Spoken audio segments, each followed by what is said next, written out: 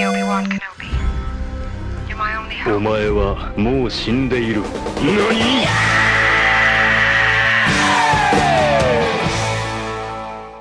Bonjour à toutes et à tous et bienvenue dans le Grand Popcast, le podcast de legrandpop.fr, et je suis entouré de mes meilleurs infectés pour cette émission puisque les 2/3, 3/4, la moitié de cette émission sont absolument malades, donc peut-être qu'on ne va pas vraiment finir, peut-être qu'on va finir avec des champignons qui nous sortent de la tête, on ne sait pas, donc je vais m'adresser à la seule personne saine sur ce plateau, sur ce canapé, Menro. Bonjour, bienvenue, comment vas-tu ? Et bonjour, et quelle joie de vous retrouver tous pour ce podcast.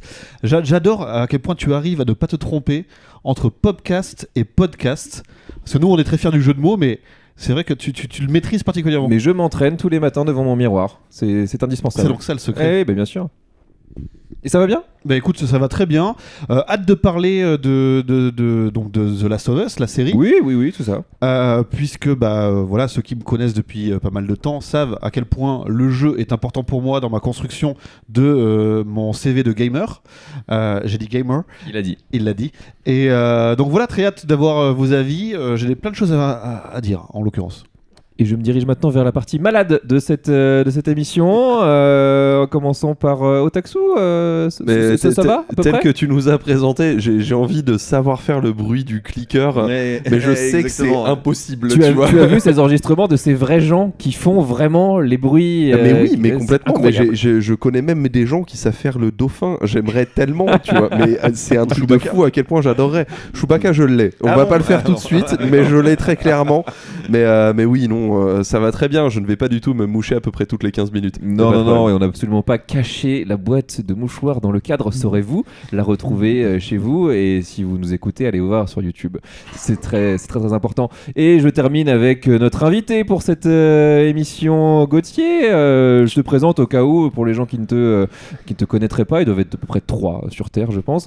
Ce journaliste spécialisé sur Satellifax et spécialiste en acteur et réalisateur mort. Oui, tout à fait. C'est vrai, j'enterre les gens, moi, beaucoup. On se connaît, non ? Je crois. On s'est ça déjà vu quelque va part. quelque chose. Votre tête me dit quelque chose. Mais comme on n'est pas sur le même canapé, je suis pas sûr. C'est vrai, c'est une scission qui s'est créée. Et ben moi, je suis le bloater de l'équipe. Je balance des trucs d'acide et tout ça. Mais non, mais c'est marrant parce que je suis très content de participer avec vous à cette émission sur The Last of Us. Et avant même qu'on se connaisse, on jouait déjà tous à ce jeu vidéo, alors que moi je suis beaucoup moins gamer que vous, et c'est vraiment un jeu que j'ai acheté dès le jour de sa sortie et que j'avais vraiment poncé en 2013, il me semble. Donc 2013, oui. Donc très bonne occasion, 10 ans après, de se retrouver tous ensemble et d'en parler. Exactement, donc on va parler évidemment de la grosse sortie série du moment qui vient de s'achever, j'allais dire sur HBO OCS, mais non, c'était sur Amazon Prime chez nous. C'est bien sûr la série The Last of Us, et bien sûr pour en parler le mieux possible, et si on en parle maintenant, c'est parce qu'évidemment on va spoiler, on va aller jusqu'à la fin, on va spoiler non seulement la série mais le jeu, enfin en tout cas l'un respecte plutôt bien l'autre, donc a priori ça va plutôt ensemble. Pas le 2. Pas le 2, non. Pas le 2, non, ne spoilons pas le 2. Surtout que j'ai pas fait le 2, donc non, ne spoilez pas, c'est vraiment dégueulasse. Ça c'est de ta faute, mais d'accord, ok. Non, certes. En fait, ce que je veux dire, c'est que des fois, dans l'analyse qu'on pourrait essayer de vouloir faire et en tirant les causes et conséquences de certains choix, on pourrait être amené à aborder le 2, et vraiment ça, on va pas le faire. Donc ni le jeu 2, ni voilà, en fin de podcast, j'imagine qu'on parlera de la saison 2 peut-être. Oui, voilà, on va se projeter un petit peu par rapport à éventuellement ce qu'on sait, mais non, l'idée c'est pas de vous balancer le pitch du 2 et de dire qu'est-ce qui voilà, non. Par contre, le premier, on y va vraiment, quoi. Oui. On Donc le premier besoin jeu en vrai, là. Et la saison de Last of Us version HBO/Prime Video. Exactement, et donc effectivement tu l'as dit, on l'a dit, c'est déjà une série HBO, ce qui est une première pour une adaptation de jeux vidéo. On était plutôt habitué à voir des films qui se montent sur des studios plus ou moins brinque-ballants, des adaptations de Paul W.S. Anderson par exemple, des vieux films des années 80 pas toujours réussis, ou des trucs de baston avec Jean-Claude Van Damme. Bref, le jeu vidéo en série, télé, en cinéma, ça n'a pas toujours été ça. Et là, à l'inverse, on avait quelque chose qui dès le début avait quand même pas mal de gueule. Le projet avait pas mal de gueule. C'était non seulement créé créé et scénarisé par Neil Druckmann, qui était lui-même déjà le réalisateur principal du jeu, avec en soutien à l'écriture et à la réalisation Craig Mazin, qui était lui le showrunner de la série Tchernobyl, dont on pense beaucoup de bien, sur lequel il y a déjà un article sur legropop.fr. Et déjà, ça sentait un petit peu la thune et le talent créatif. Menro. Surtout sur une mini-série comme Tchernobyl. C'est un duo un peu improbable. Moi, je suis très content que pour une fois, ce soit l'artisan principal de l'œuvre initiale qui soit mis vraiment à contribution sur l'adaptation, même si à la base, Neil Druckmann était en duo avec un autre gars et que. Merci, j'étais en train de chercher son je nom cherche justement. son nom aussi. C'est Bruce Straley.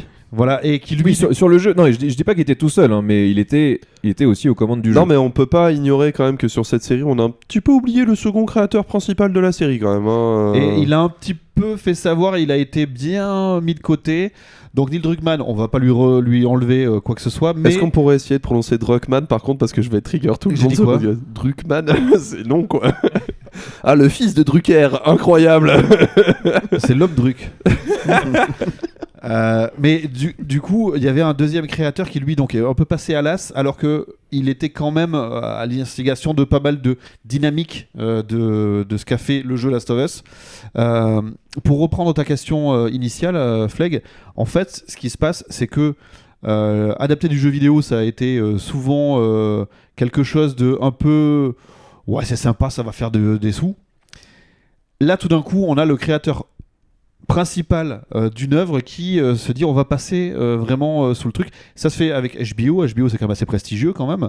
Légèrement, hein, si jamais vous ne connaissez pas HBO, qu'est-ce qu'on peut citer ? On peut citer The Wire, Les Sopranos, Game of Thrones, plus près de nous, Oz.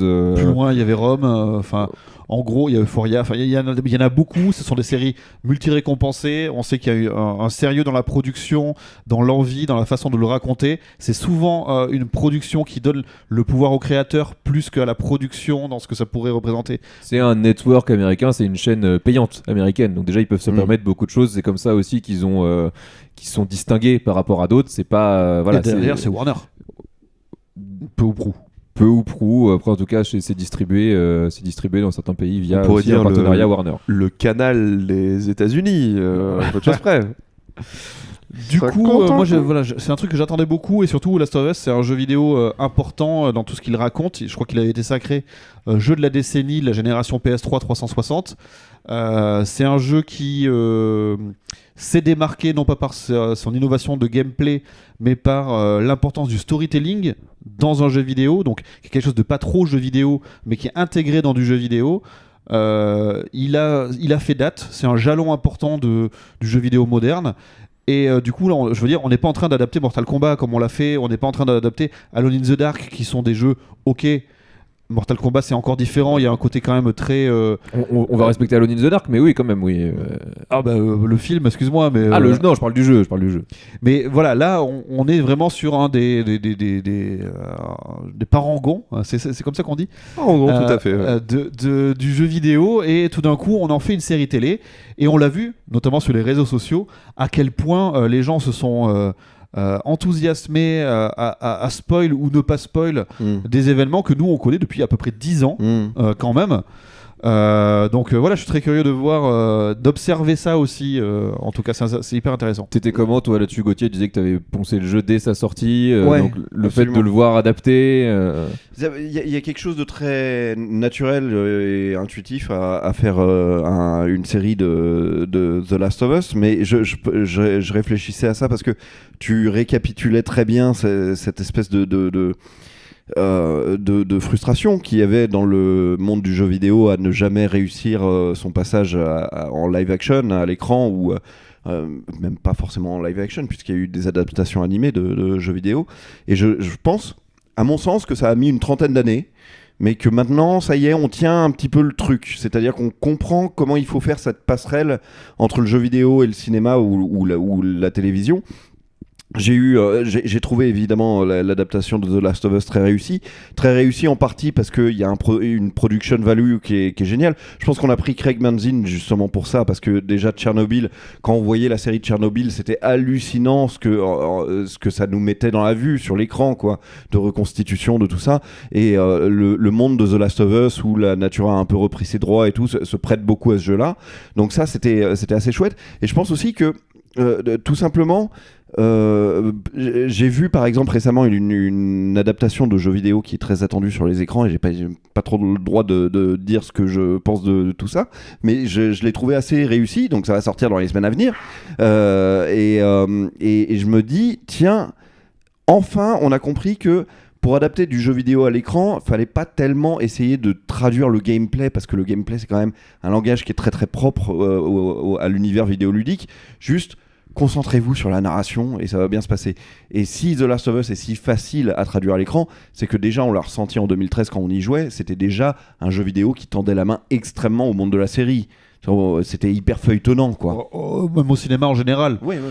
Tout ce qui est, je veux dire, tu es venu les bras chargés, Papa Noël, de plein de DVD et de Blu-ray. Exactement, ouais. Ceux et celles qui sont sur YouTube peuvent le voir. On les a là devant nous. Ce sont des films essentiellement du monde du zombie. Ouais. Et donc ça va chercher là-bas aussi en termes de code de narration. Exactement, puis on en parlera, j'imagine, plus loin de ce que The Last of Us fait au mythe du zombie, et comment ça a réussi très très bien à rebondir là-dessus, alors que quand même on a poncé le truc 25 fois, quoi. Et là je vous ai amené une sélection que vous pouvez donc voir sur YouTube, qui à chaque fois est une proposition différente sur le genre du film de zombie. Donc voilà. The Last of Us, nouvelle proposition. T'avais une attente, toi, Maxime, par rapport à ça? Alors, au taxe, pourquoi je t'appelle Maxime, mon Dieu? Je ne sais pas pourquoi, Sylvain. Alors que t'es un peu plus détaché par rapport au jeu de base que Et nous. toi, Bernard? Ok, Bernard.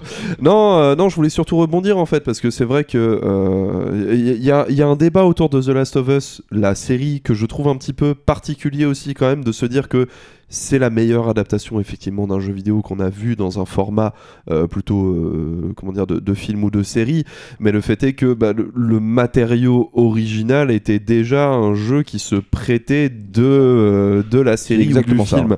Donc c'est forcément un petit peu plus simple, j'ai envie de dire, particulièrement quand tu essaies à côté, je sais pas, d'adapter un Doom dans un milieu filmique. Après, j'ai quand même envie de souligner quelques utilisations du langage visuel du jeu vidéo réussi dans les films. Je pense particulièrement à Kick-Ass et sa section FPS dans le noir, avec une lunette de vision thermique, si je ne m'abuse, qui était quand même plutôt réussie. Mais il y avait depuis quelques années déjà cette idée de on va faire des clins d'œil aux geeks, alors que ici on est plutôt avec The Last of Us, l'idée de on a un truc qui fonctionne de ouf dans le jeu vidéo, on va essayer de parler à ces gens qui ne jouent pas aux jeux vidéo avec cette série. Exactement. Après, c'est peut-être aussi une de ses limitations, on en parlera un peu plus tard. Mais voilà, de toute façon, vous l'avez déjà dit, c'était déjà de base un jeu qui avait des vraies ambitions cinématographiques, mais pas simplement dans la façon de traiter les cinématiques ou de enfin voilà, on a beaucoup résumé ça un petit peu à ça. Pendant longtemps, le jeu vidéo arrêtait d'être du jeu, ou se prenait pour du cinéma quand le joueur arrêtait de jouer, donc c'était en même temps plus du jeu vidéo. Là, on avait pendant tout le long la volonté de construire un vrai road trip à l'américaine, ou de se situer aussi dans une vraie épopée, enfin un film de zombies, de s'inscrire dans des langage cinématographique qu'on connaît déjà, mais en plus d'ajouter vraiment de la narration dans l'histoire à travers ces deux personnages, mais à travers plein d'autres personnages qu'on croise tout au long de l'aventure. Est-ce qu'on peut vite fait remercier Hideo Kojima quand même, parce que sans lui il n'y aurait pas eu ça, hein, et pendant des années on lui a un peu craché à la gueule à base de en fait c'est un gars qui aurait voulu faire du film et puis finalement il a fait du jeu vidéo, puis tu regardes The Last of Us, tu te rends compte que non, en fait il y a aussi des créateurs de jeux vidéo qui ont des références filmiques qui fonctionnent superbement dans une expérience interactive en fait. Ouais, tout à fait. Moi, il y a quelque chose que je trouve très satisfaisant dans The Last of Us, la version jeu vidéo, c'est que c'est effectivement quelque chose qui s'approche de très près du cinéma ou du monde de la série. J'insiste sur le monde de la série parce que c'est vraiment un truc qui dure très longtemps et où il t'arrive des choses par épisode, au fait. Et c'est pas du tout ce type de jeu vidéo qui, moi, me fait rager à mort, type Heavy Rain, qui sont vraiment, pour le coup... et qui penche tellement vers le film ou vers la série que c'est qu'on en oublie le gameplay. C'est-à-dire que on peut regarder ce truc-là défiler et c'est presque accessoire d'appuyer sur rond. Là, je sais pour pas moi, trop tu quoi, sens tu le vois. réel frustré, quoi. Ouais, c'est ça, ouais. c'est ça. Et en général, enfin bon, Heavy Rain, c'est vraiment un pompage de Minority Report qui est scandaleux et tout ça. Enfin, vraiment, ces jeux-là, ça me donne envie de fracasser des assiettes par terre. Est-ce que tu peux le redire 10 fois, s'il te plaît? C'est pour moi, ça me fait plaisir. C'est l'école Quantic Dream, je pense qu'autour de cette table, on trouvera pas grand monde ce cher pour défendre. David Cage, parce que ne l'oublions pas, il est français, ça se prononce Cage. C'est David de Grutola de son vrai nom. C'est vrai. Donc The Last of Us avait l'avantage d'être très feuilletonnant, mais aussi d'être un jeu vidéo avec un vrai gameplay. Il fallait savoir tenir une manette et jouer pour pouvoir avancer là-dedans. C'était du gameplay un peu convenu. Quand il est sorti en 2012-2013, 2013, il faisait partie du genre de jeu, vue à la troisième personne, action, narratif, qui avait vraiment la voie pavée pour exploser. On peut le dire, c'est réalisé par Naughty Dog et ça vient entre Uncharted 3 et 4. Entre Uncharted 3 et 4. Donc il y avait déjà cette école de créer des jeux très en tout cas scénarisés, mais réalisés. Ouais, voilà, avec une vraie réelle, avec une vraie idée de mise en scène. Il n'y avait pas Max Payne 3 aussi qui avait été fait par Naughty Dog? C'est pas Naughty Dog, c'est Rockstar. Remedy. C'est Rockstar. C'est Remedy et Rockstar après, mais en fait le truc c'est que le studio Naughty Dog, donc quand on voit la progression technique et l'envie à travers les 3 Uncharted, on voit dans la façon d'amener les choses toutes les briques qui vont faire la clé de voûte qu'est The Last of Us après. Que ce soit dans la façon de raconter l'histoire, que ce soit dans la façon technologique de faire des trompe-l'œil pour pouvoir amener un décor crédible en dépassant la technologie de l'époque et ce genre de choses. Et puis après de mettre de la mise en scène non seulement dans les cinématiques mais aussi dans le gameplay en faisant parler les personnages entre eux régulièrement.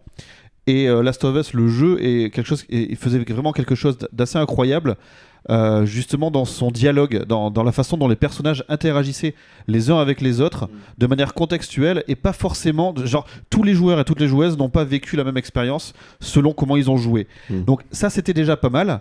Mais en termes de gameplay, si on y rejoue aujourd'hui, c'est un poil daté. Alors que le deuxième jeu, dont on ne parlera pas en termes de scénario, va beaucoup plus loin dans l'approche vidéoludique et mélange vraiment les deux au même niveau. Là où le premier s'est servi de quelque chose qui était déjà acté depuis peut-être Gears of War et ce genre de choses pour le magnifier dans un storytelling exacerbé. Et pour rajouter à ce contexte vidéoludique, avant qu'on se concentre vraiment sur la série, c'est aussi un des premiers jeux, on va dire, du moins du côté de cette génération et surtout du dual Xbox Sony, où on a vraiment mis en avant le créateur même de l'expérience. Parce qu'on avait évidemment les Uncharted avant qui mettaient surtout en avant l'expérience vidéoludique et le côté cinématographique de la chose. Quand on est arrivé à The Last of Us, c'était impossible de jouer à The Last of Us et de ne pas connaître le nom Neil Druckmann en fait. Quoi qu'il arrive, Sony avait commencé en fait à avoir une communication qui était très proche en fait de la communication d'un réalisateur au cinéma, de se dire aujourd'hui on a 2 créateurs qui ont une vision incroyable et cette vision c'est The Last of Us. Et je pense que rien que ça participe à ce qu'on a eu dans cette adaptation qui est une adaptation de série, mais on est resté dans les mêmes carcans grand public quelque part de présentation d'un produit, on va dire, cinématographique, quoi. Et ça a contribué aussi à l'évolution naturelle telle qu'on nous l'a présenté à l'époque du jeu vidéo. On est passé à d'Uncharted qui était évidemment quelque chose de cinématographiquement hyper impressionnant avec des explosions, de l'aventure dans tous les coins, mais assez limité sur le plan scénaristique, à oui mais regardez maintenant le jeu vidéo il sait raconter des histoires, il y a une vraie narration, etc. Uncharted est hyper pulp. Tu peux tuer des casiers entiers, des grappes d'ennemis, ça n'a aucune importance sur le côté cool du personnage. Pour redonner le contexte, on l'appelait le Indiana Jones du jeu vidéo à l'époque. Un petit peu, ouais. Voilà. Alors que pour le coup, avec un body count beaucoup plus élevé, mais oui. Alors que Last of Us, lui, de son côté, chaque personne que tu affrontes à bas, il y a des éléments contextuels de gameplay qui font que tu vas le finir avec la tête dans les briques, avec la tronche sur une fenêtre. et que chaque coup porté a une sensation d'impact quand même où tu te dis il se passe des choses. Tu et subis le 2, la violence que tu le 2 offres. va le quelque part. Alors j'aime pas le mot magnifier parce que on est dans l'ultra-violence, mais il y a ce truc-là quand même de le renforcer, le rendre encore plus réaliste. Il le magnifie, mais dans l'idée d'avoir un message derrière. C'est pas de la violence gratuite non plus, quoi. Et alors ouais, c'est très vrai que la violence dans le premier est utilisée de manière à débanaliser cette violence. On a dit qu'on parlerait pas trop du deuxième, mais moi j'ai un problème avec ça dans le deuxième, c'est que je trouve que dans le deuxième ça devient presque une fascination, une espèce de religion de la violence. Un peu bizarre, mais alors très marrant pour illustrer ce que vous disiez sur comment on va draguer avec cette série les gens qui ne sont pas des gamers. L'aspect narratif du jeu vidéo était tellement soigné, fort, enfin c'est vraiment une tragédie qui se suit, c'est assez délicieux à regarder. Je me souviens que ma femme, qui elle ne joue pas du tout aux jeux vidéo, quand elle me voyait jouer, elle restait un peu devant l'écran, donc elle a capté des trucs comme ça, et quand la série est sortie, elle m'a dit ça, rien à foutre, on le regarde ensemble parce que j'ai très très envie de le suivre en série. Elle avait été agrippée par ton gameplay. Et elle se souvenait de tout, quoi, de tout ce qu'elle avait vu pendant que je jouais à ce truc-là. C'était pareil de mon côté, plus pendant que je jouais aux 2, elle avait identifié la série comme étant quelque chose vraiment à ne pas manquer. Et en plus de ça, il y a quelque chose qui contribue justement. On va passer maintenant à la série, maintenant qu'on a bien défriché le terrain au niveau du jeu vidéo. Ça contribue aussi à la rendre attirante, ou en tout cas à faire comprendre aux gens qu'on était sur un produit de qualité équivalente à ce qu'ils ont l'habitude de regarder.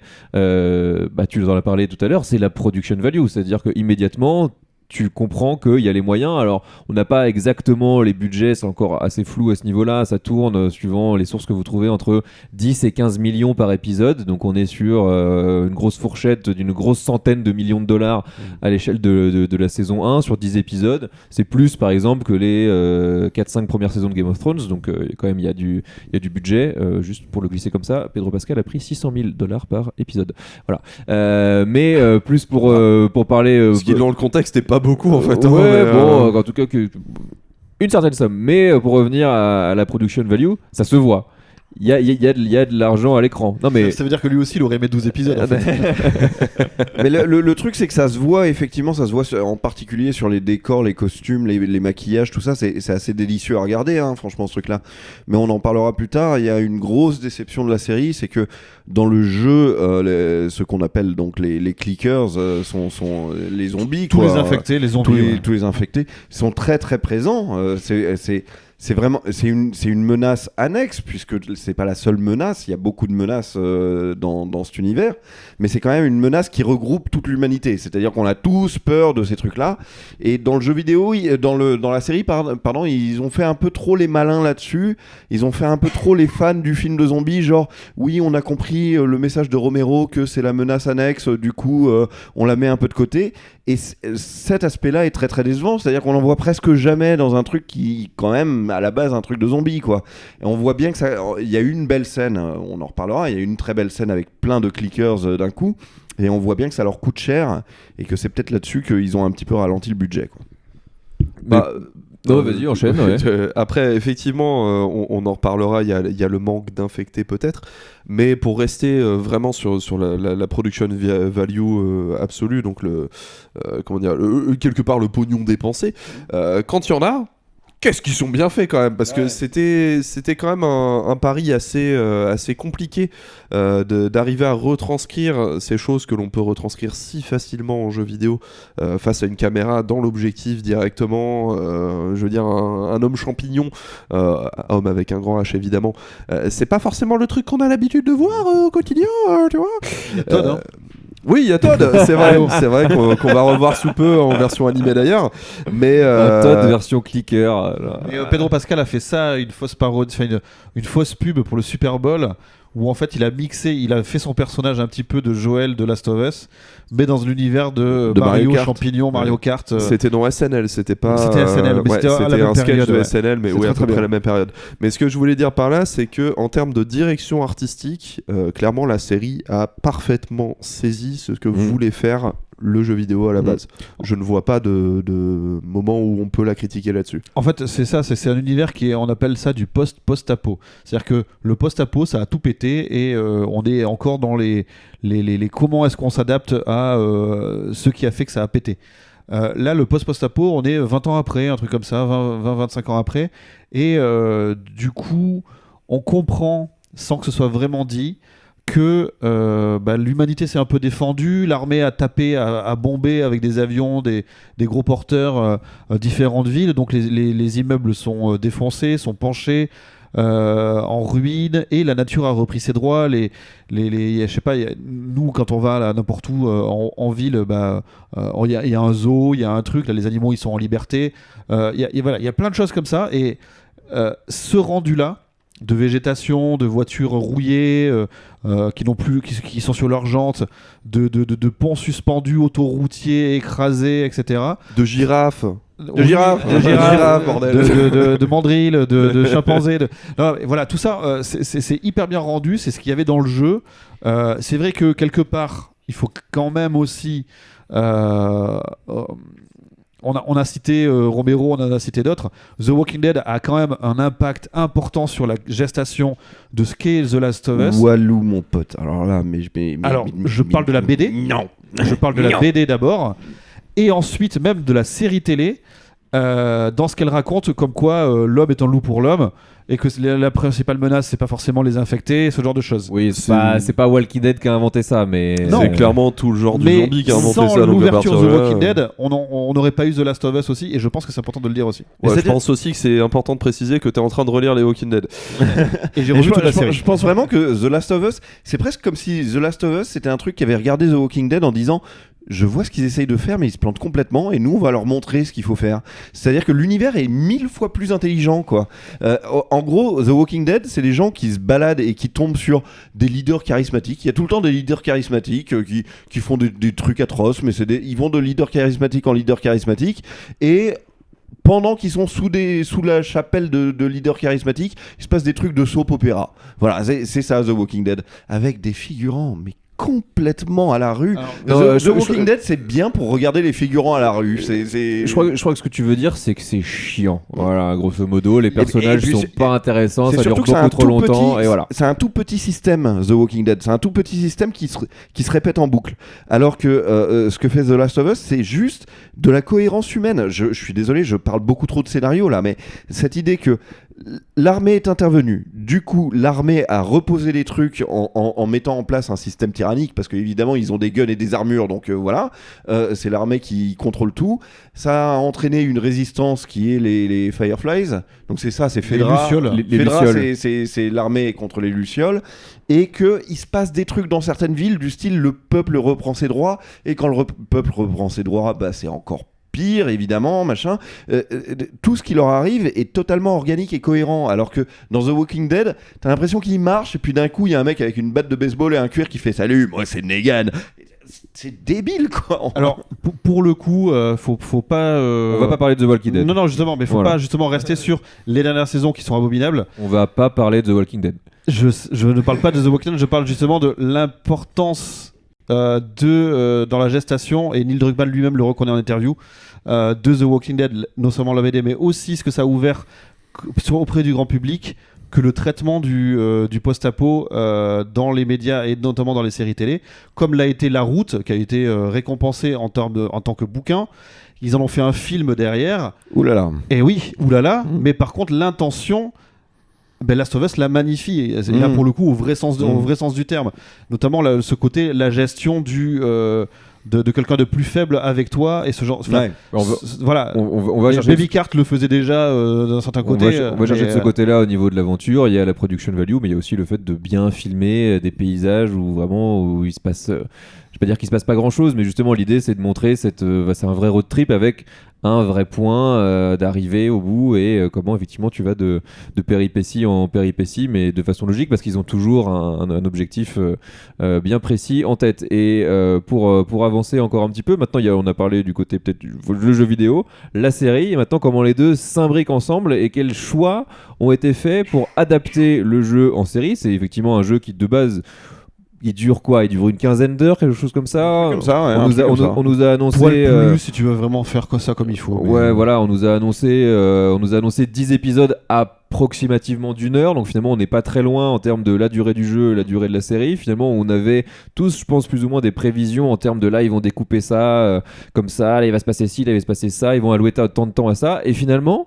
Enfin, en tout cas, à ce qui me concerne, le découpage choisi par Mazin et Druckmann, je pense qu'on a surpris plus d'un, quoi. Le jeu vidéo est découpé en saison, mais pas en saison de série télé. En saison, genre vraiment été, automne, hiver, quoi. On commence en été, après il y a l'automne, après il y a l'hiver, et à la fin il y a le printemps. Voilà. Le premier, c'est l'été. Oui. Je croyais qu'on partait au printemps. Moi. Non, c'est l'été. Je croyais que ça faisait printemps, été, automne, hiver, au printemps. Non, on part en été, d'accord. Et en fait, chaque saison, alors c'est vrai que la première est quand même beaucoup plus longue en termes de gameplay. Oui.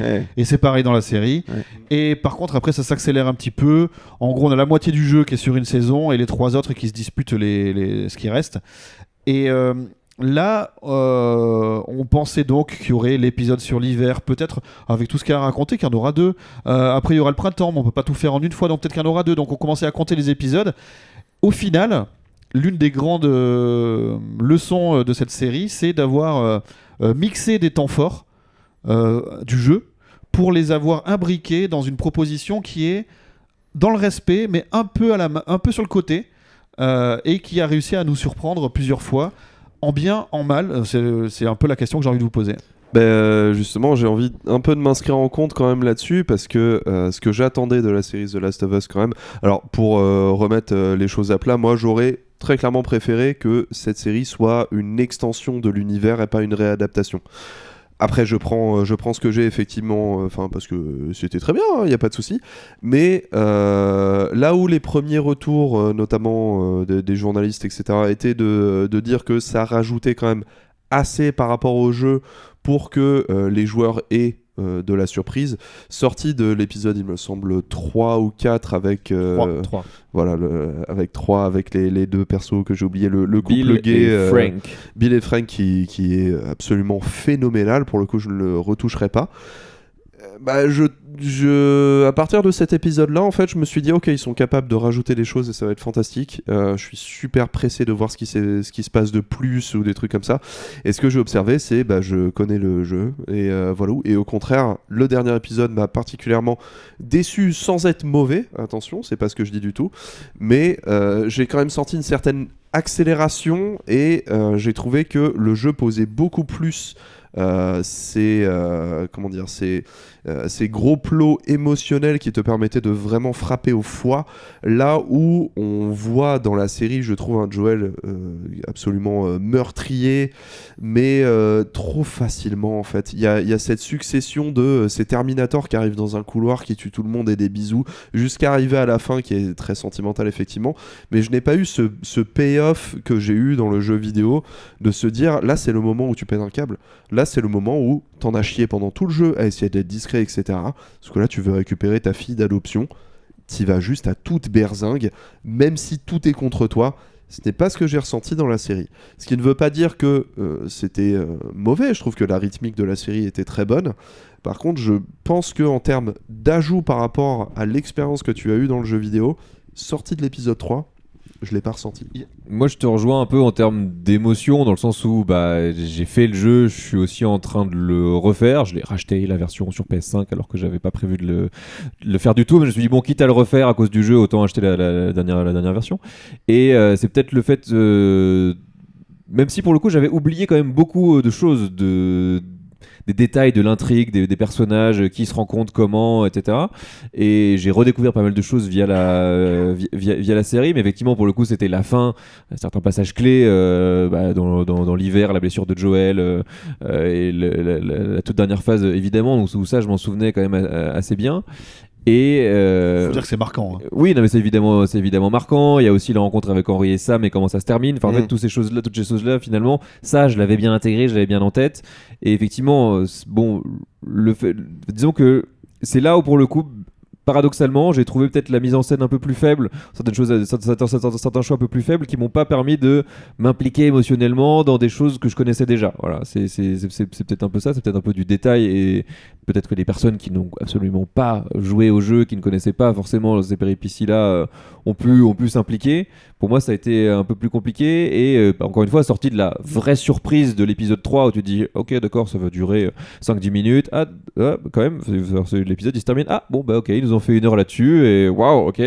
Le reste, effectivement, était. Tu sentais qu'il fallait raccrocher les wagons et même l'épisode Left Behind qui reprend le DLC avec Ellie et j'ai oublié son prénom. Là encore, Riley, tout à fait.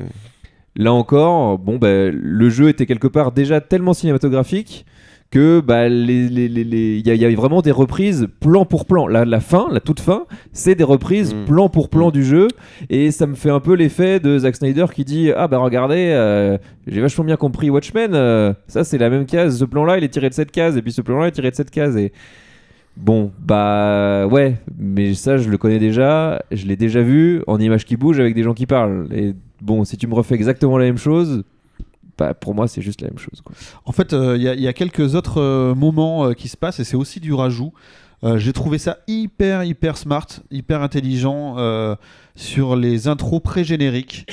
De voir des phases rajoutées. Je pense que c'est vraiment du Craig Mazin, ça. Ça, c'est top. Les intros des 2 premiers épisodes sont top. On sur un plateau des gens qui parlent comme ça du sujet, tout d'un coup il se passe quelque chose, etc. On voit une épidémiologiste qui est terrorisée par ce qu'elle sait qui va arriver, ce genre de choses.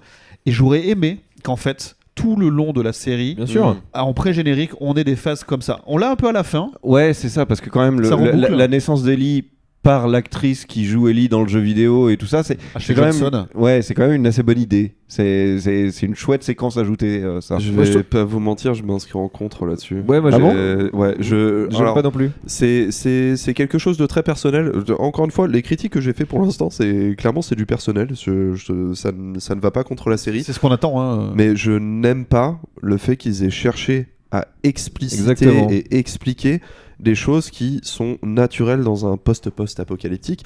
Je n'aime pas l'idée qu'on sache pourquoi Ellie est précisément immunisée contre tout ça parce que ça daronne machin. Tout est sous-entendu déjà dans le jeu en fait. Bien sûr, mais justement le sous-entendu pour moi était beaucoup plus puissant que le fait de l'expliciter si fortement. Je vois ce que tu veux dire. Moi je parle juste du côté un peu mythologique de la créatrice du personnage fait naître le personnage. Ça, par contre, que ce soit Troy Baker ou Ashley Johnson, merci. Je trouve que les 2 acteurs du jeu ont été extrêmement bien respectés dans la série. Ouais, c'est chouette. Par contre, je n'aime pas forcément tous les éléments qu'ils ont rajoutés. J'ai adoré la scientifique pour le coup parce que ça a rajouté un contexte de peur en fait et de terreur qui nous manque un peu par l'absence des Et puis on sort de la pandémie, donc on sort de la y a pandémie. Un truc qui fait un écho. Voilà, il y avait un écho fort.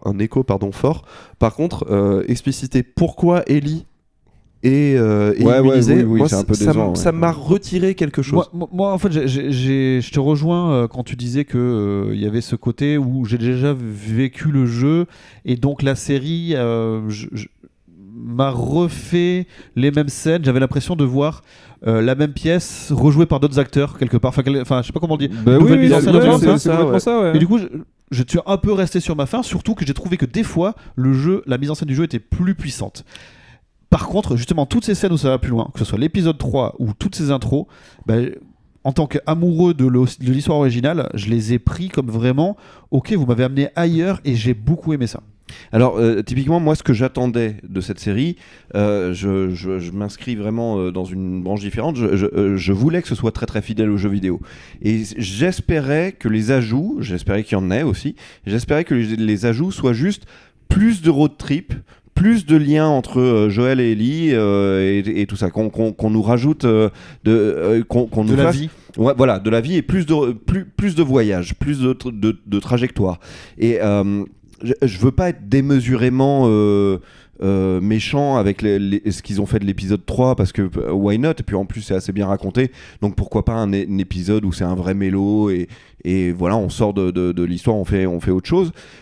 Mais j'ai eu l'impression de, tu sais, quand un pote te raconte un truc et puis là il fait une digression super méga longue en te disant moi j'ai un meilleur ami, il est gay et t'as l'impression que HBO s'achète une conscience politique encore plus forte, alors que le matériau de base est déjà hyper politiquement correct.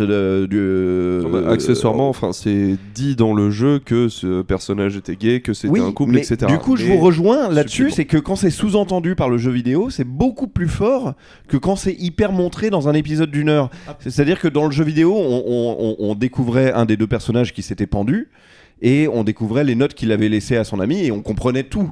Tu disais dans la mise en scène, parfois ils ont souligné quelques trucs qui étaient implicites dans le jeu vidéo et qui étaient plus forts. Je suis d'accord quand le petit garçon, je me souviens plus de son nom. Sam. Ouais, Henri. Quand on se rend compte qu'il a été mordu, il me semble que dans le jeu vidéo, c'est une surprise, y compris pour le joueur. Et là, dans la série, il y a une scène qui désamorce ce qu'on va voir après. Et ça fait perdre de l'impact. Je comprends parce que tous les spectateurs vont pas kiffer se prendre ce truc-là dans la gueule, qui est une vraie déflagration de pourquoi on va tuer un petit enfant à l'écran et tout ça. Sachant qu'on en a déjà tué une dans le premier épisode. C'est ça, donc il faut un peu un sas de décompression, mais c'est typique un stigmate de l'adaptation du jeu vidéo à la série. C'est-à-dire que dans une série, tu peux pas dire, et là, la fille, elle se réveille, et le petit garçon, il est devenu zombie parce qu'il s'était fait mordre, et on va le buter, et c'est son frère qui va le buter, c'est trop violent. Alors dans le jeu, juste pour l'avoir refait vraiment, il y a juste un plan, le soir, juste avant, parce que Ellie quitte la pièce, ils dorment pas dans la même pièce en fait. Oui. Ellie quitte la pièce, c'était juste un plan dans le jeu vidéo où il remonte son pantalon, et il a une morsure, et après cut le lendemain, et voilà. Mais la série te fait dire, il faut qu'ils aient un adieu, voilà, il faut qu'ils aient un moment entre eux. Et il y a un espoir de le sauver. Et voilà. Je comprends ce que tu dis, mais j'arrive pas à m'enlever de la tête le côté construction un peu global, si tu prends du recul.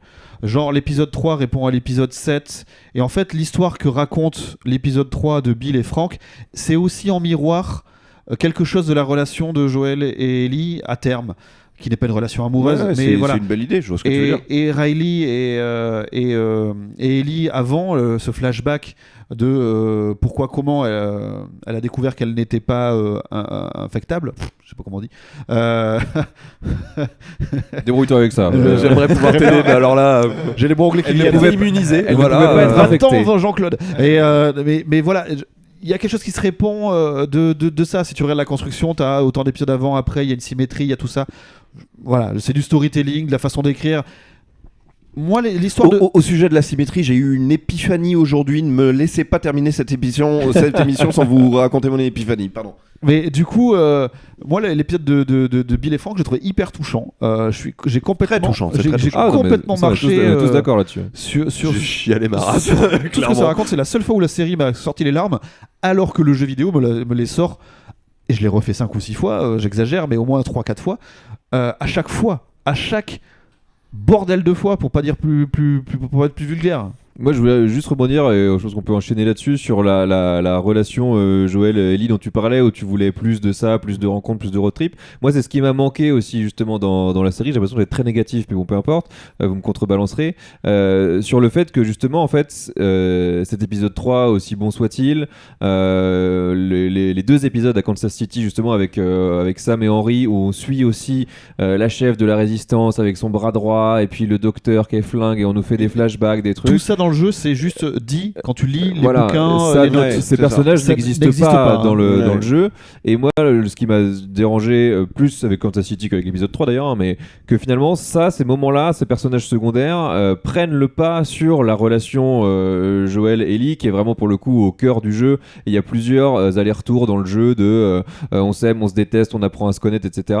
Et c'est ces moments-là qui m'ont manqué, je trouve, dans la série, et finalement qui sont un peu précipités sur les 3-4 derniers épisodes, et j'ai moins eu le sentiment que c'était quelque chose qui était vraiment au cœur de l'écriture de la série, là où dans le jeu c'est évident que c'était ça qu'il voulait raconter. Mais je suis à l'inverse de toi, c'est-à-dire que pour moi il y a effectivement tous ces, pas ces ajouts-là, mais on va dire ces constructions supérieures dans la série qu'il n'y a pas dans le jeu vidéo.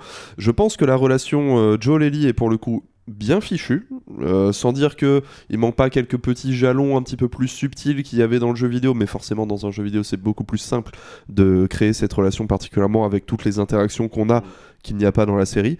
Par contre, pour moi, ceux qui subissent ça justement, c'est les infectés. C'est que il y avait cette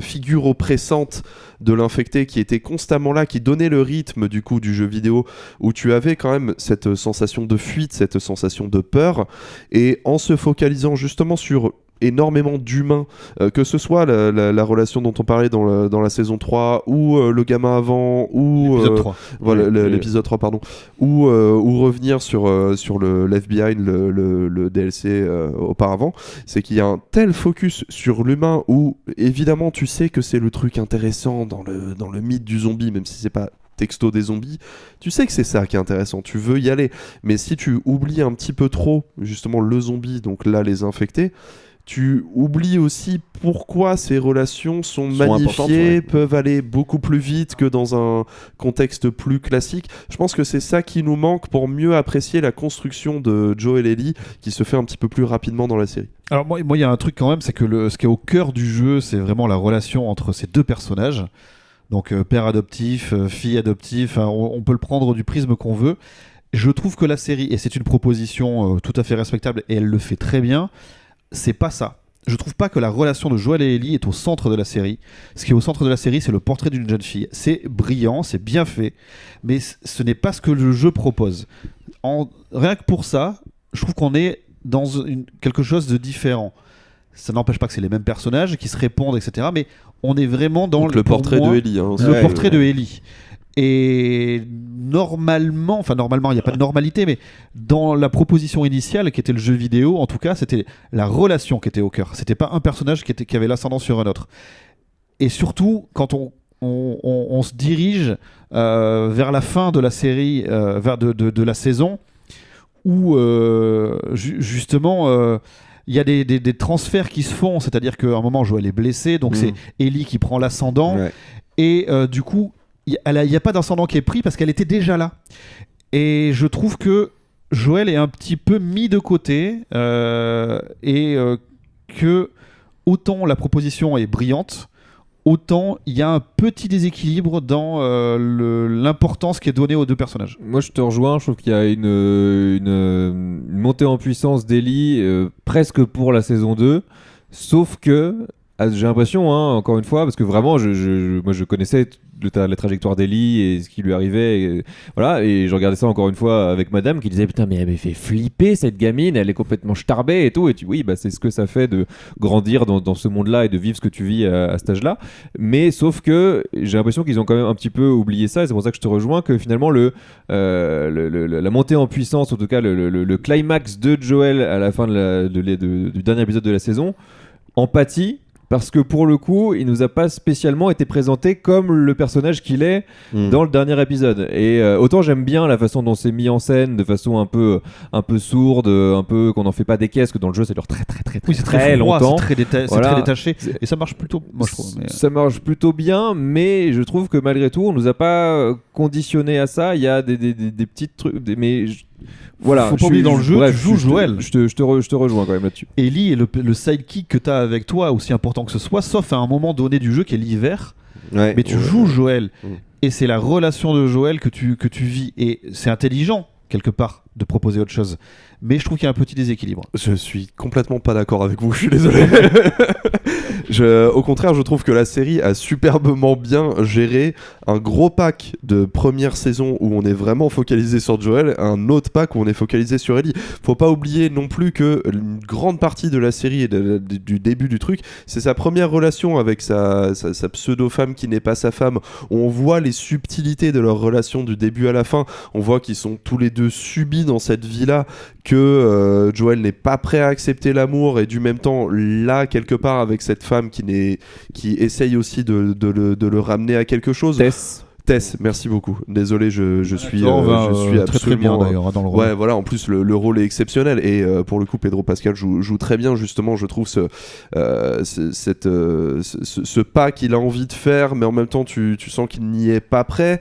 Je trouve que quand on arrive aux côtés de son frère, on creuse encore plus ce côté-là. On voit aussi les subtilités de son caractère, de son passé, de quand même, tout le monde le regarde en mode mais t'as peut-être un petit peu oublié que t'es un énorme meurtrier aussi, mon garçon. Il faudrait peut-être te calmer un petit peu sur le côté héros que t'es en train d'avoir pour cette gamine-là. Calmons-nous. Et c'est justement, je trouve, au moment où on arrive à l'hiver, qu'on a un vrai switch. Mais je trouve que ce switch se fait vraiment...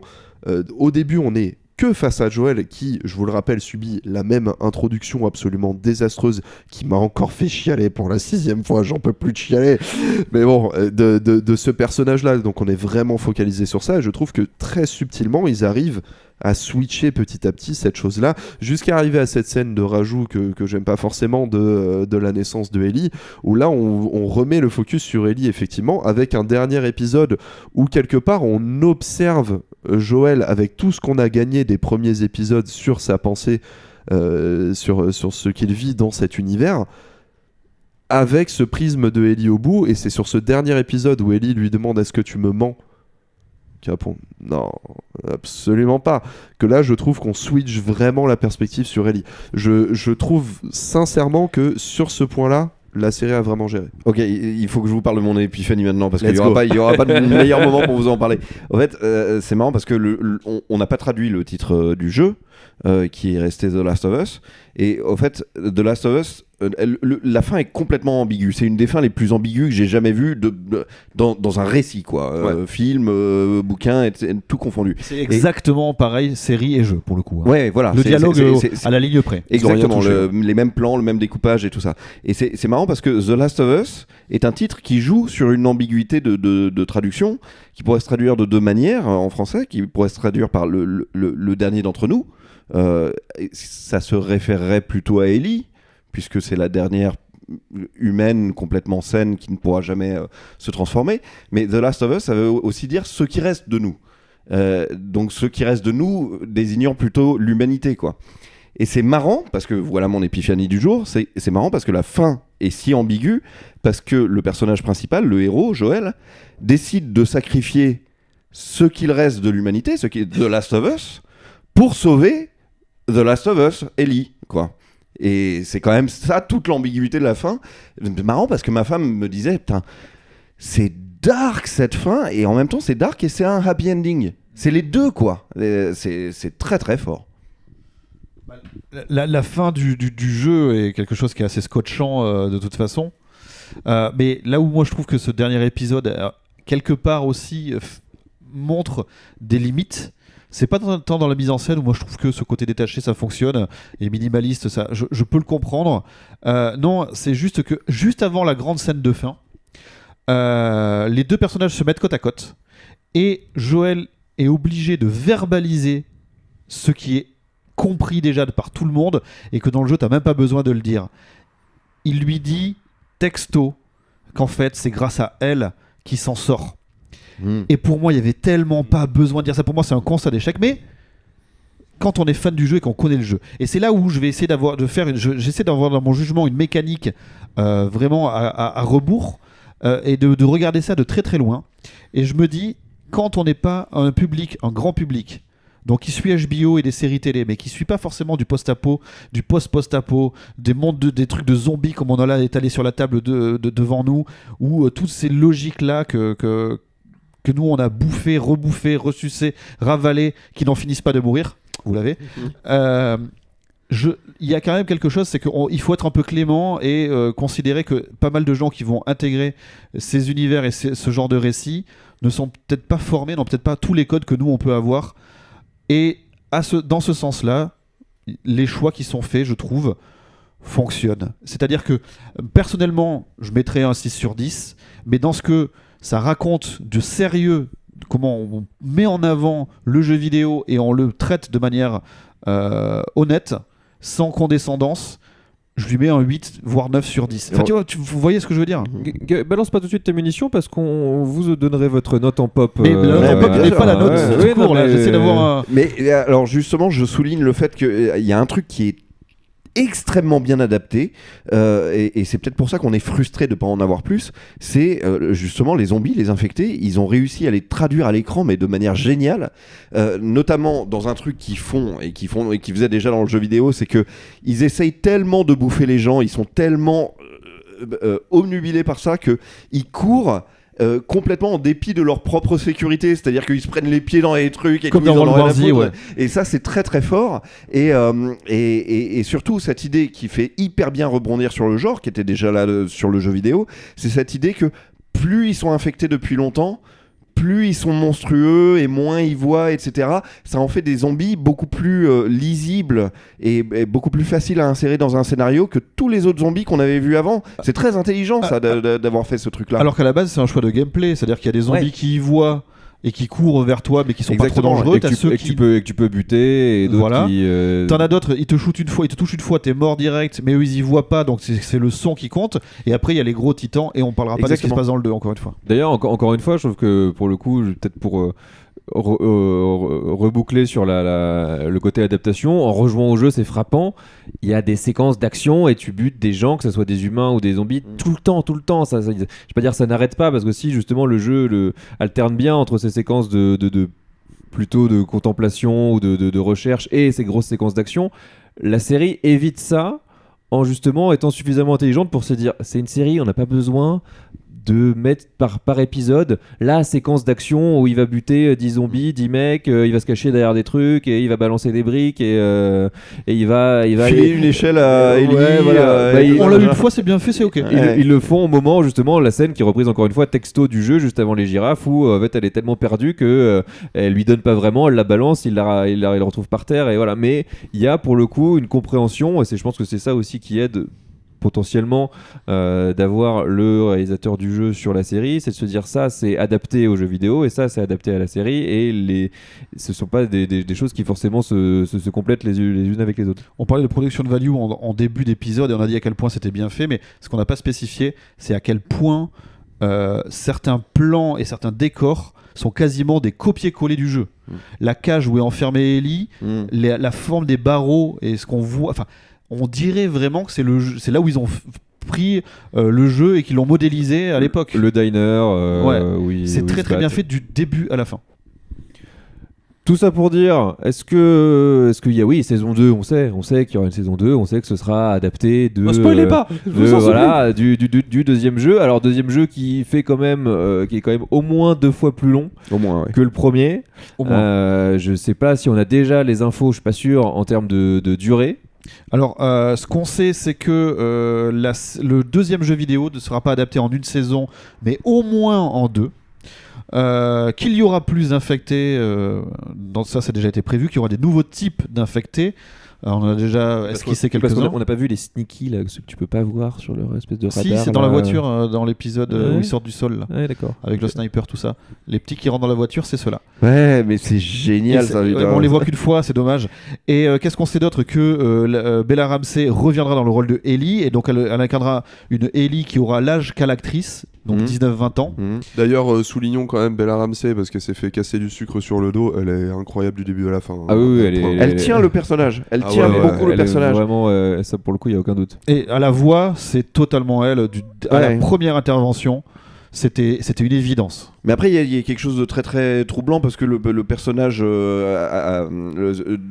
sur le jeu vidéo était complètement calqué sur Ellen Page. Sur Ellen Page, maintenant. voilà, c'est ça. Et du coup, on avait cette distorsion-là, c'est-à-dire qu'on avait ça en tête et on n'était pas prêt à voir une autre actrice dans le rôle. Et il se trouve que c'est juste une autre actrice qui joue le même personnage. C'est un peu difficile pour notre œil de s'habituer, mais après, elle a en elle vraiment l'essence même de Ellie. Ouais, complètement. Vraiment, l'intention est totalement là et c'est assez incroyable. Moi, il y a une scène quand même dans l'épisode 7 qui est pas forcément l'épisode que je préfère, qui est donc le flashback sur le DLC Left Behind. Ouais. Il y a des regards que le personnage de Ellie lance à Riley qui ne se passe de tout commentaire pour manifester cette espèce de flou entre le j'y vais pas qu'on a tous connu dans Clairement. des situations amoureuses. Clairement. C'est d'une justesse de jeu qui est assez incroyable. Et après, voilà, l'intonation, les vannes, les punchlines, la dynamique, le côté sauvage, c'est totalement ce qu'a fait H.G. Johnson à l'époque pour faire le jeu vidéo. Ouais, c'est un sans faute, assez affirmé assez rapidement, et je pense que personne n'a contesté ça de toute façon. Moi, je suis hyper content de cette série. Je trouve que elle coche quasiment toutes les cases que je voulais qu'elle coche. Je suis juste déçu sur un truc. C'est une utilisation de la musique et de la nostalgie de la New Wave qui est géniale. Et surtout à la fin du premier épisode où ça se finit sur un morceau de Dépêche Mode qui est annonciateur d'un certain danger. Et c'est le worst payoff d'un scénario que j'ai jamais vu de ma vie. C'est quand même complètement dégueulasse de faire ça. C'est-à-dire qu'on se dit danger, mais quel danger? Où est le danger? Montrez-moi le danger, etc. On attend 2 épisodes et puis finalement il y a Joël qui dit ah ouais non mais c'est la playlist qui passe en boucle quand il y a personne qui s'en occupe. Pourquoi vous avez fait un code si la playlist elle finit par passer en boucle? Vous êtes con ou quoi? Enfin c'est nul. Ça c'est pas de finir là-dessus, c'est ouais, ça c'est vraiment pas... Moi je te rejoins. Le piège, vraiment la peau de banane de merde. Ah, quoi. c'est épouvantable de nous faire ça. Je te rejoins, on a été assez critique, on a pointé du doigt tout ce qu'elle n'est pas, mais dans l'absolu quand même, ça fonctionne très très bien. Ouais, J'aurais c'est aimé très beau. qu'il y ait une 10-12 d'épisodes qui auraient donné un peu plus d'air, un peu plus de temps aux relations de prendre leur envol plutôt que d'avoir un oui-non tout d'un coup, ou un non-oui plutôt. Aux infectés de mettre une pression aussi. Ça manque, je Exactement. trouve, beaucoup. Donc voilà, pour moi il manque un peu d'épisodes. Normalement ça va être corrigé en saison 2. Dans l'absolu, je suis quand même hyper content. La musique, c'est toujours Gustavo Santaolalla qui a été oscarisé à l'époque pour tout ce qu'il a fait avec Inarritu. Il y a des morceaux qui sont repris tels quels Du jeu. ouais. La musique a une énorme importance dans le jeu, dans ce qu'elle sous-entend, dans ce côté mélancolique et à la fois présent et absent. Dans la saison 2, ils ont lancé le retour, je le parle pour les habitués, du jeu vidéo, mais des sports. Ouais. Qui était mise de côté de manière volontaire dans la saison 1. Ils ont essayé de passer sur autre chose. Cette espèce de poudre qui vole dans l'air et qui vous infecte si vous n'avez pas un masque à Et gaz. dans la version PS5, c'est même too much, tellement il y a des effets, des fois tu vois plus rien. Là, trop genre. Donc voilà, moi je suis très très en attente sur la suite. Je suis très content de ce qu'il y a eu. J'espère que cette série va avoir des récompenses. Mais faut arrêter de déconner. Meilleure série de tous les temps. Sur IMDb partout. Non. Calmons-nous un peu. Non, mais c'est vraiment très bien. Mais c'est vraiment très bien. Ouais. Et si vous ne connaissez pas le jeu vidéo, Voilà, c'est regardez ça. Ça n'a rien à voir avec ce que vous avez en tête du jeu vidéo. C'est juste très bien en tant que série. Je suis très très content pour les gens qui n'ont pas fait le jeu. Tout bêtement. Ouais, c'est ça. Parce que l'expérience du jeu est plus immersive. Du coup, tu ressens tout un peu x10, quoi. L'image que j'ai en tête quelque part, c'est genre je peux montrer cette série à ma sœur qui ne joue absolument pas aux jeux vidéo et lui dire tu vois, ça c'est le genre de jeu vidéo auquel je joue. Et là, elle sortira des images du jeu vidéo qu'elle pouvait avoir auparavant. Voilà, tout bêtement. Mais après, pour moi, en tant que joueur, c'était une bonne expérience, une très bonne expérience. J'apprécie ce qu'ils ont fait, je tire mon chapeau aux créateurs. J'en ai pas tiré quelque chose d'énorme non plus, quoi. Non, moi je suis du même avis, c'est-à-dire que je suis effectivement très content. Je pense qu'on est tous très contents en tant que joueurs depuis des années d'avoir un jeu qui D'être pris au a été sérieux. tous plus ou moins voilà, J'allais dire se faire respecter. Mais d'être pris au sérieux par la production, par les producteurs, par des gens qui donnent vraiment leur chance à ce genre de produit. J'ai envie de dire c'était presque le plus facile qui pouvait adapter, parce que malgré tout ils font les marioles avec Mortal Kombat, Monster Hunter, mais c'est des vrais univers qu'il faut malgré tout prendre au sérieux entre guillemets, mais en tout cas qui demandent des moyens, et souvent ces séries là n'en ont pas, donc c'est presque voué au plantage. Là, en prenant quelque chose qui est, on l'a dit, on l'a répété, qui était déjà, qui prenait déjà le chemin du cinéma, de la série. Je vais pas dire que c'était gagné d'avance, mais quelque part, il aurait vraiment fallu faire n'importe quoi pour que ça se plante. Et quelque part, tant mieux. On a tous donné votre avis. Est-ce que quelqu'un se sent maintenant de donner sa note en pop, la signature de ce podcast? T'as encore envie de rajouter quelque chose? Ouais, juste une dernière chose. C'est juste, j'ai un peu peur. Je laisse les autres réfléchir pendant ce temps. Ça permet à tout le monde de réfléchir, tout à fait. J'ai juste une petite crainte sur les adaptations à venir de jeux vidéo.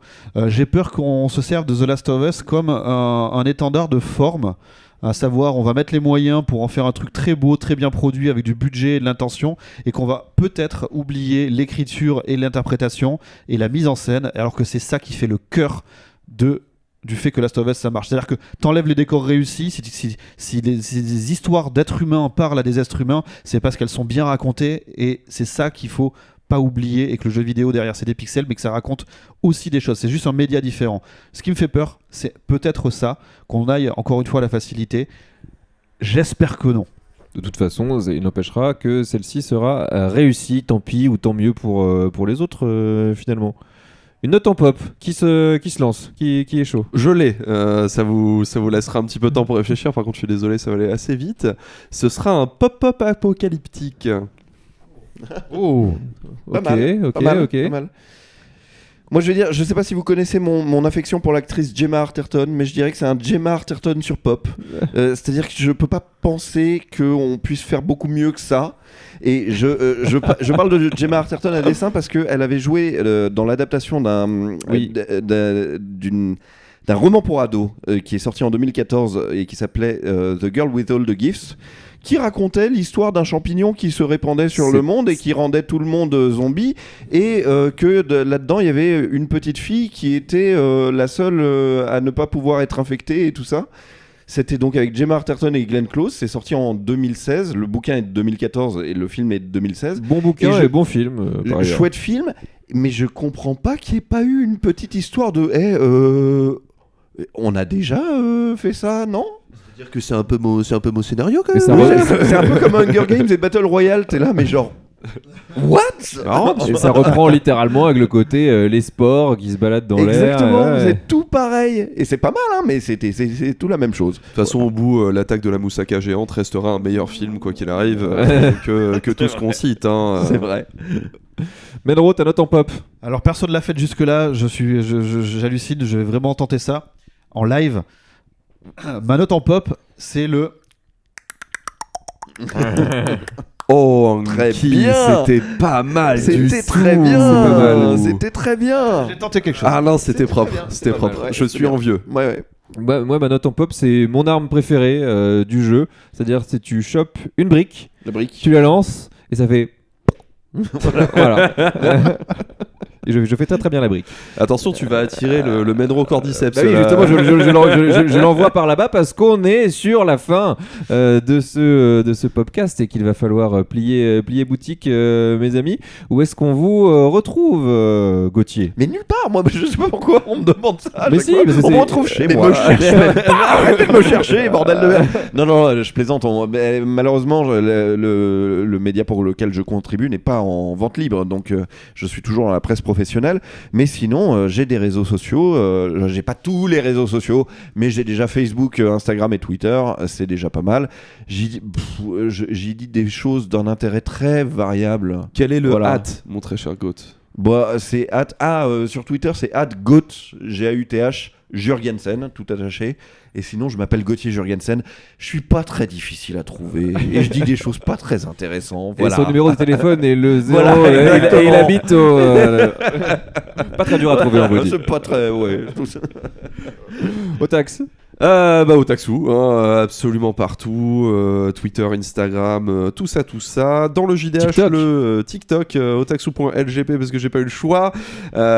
Surtout le jeudi de 16h à 18h sur twitch.tv/ le stream dans le JDH et dans toutes vos plus grandes publications high-tech où je bosse avec eux.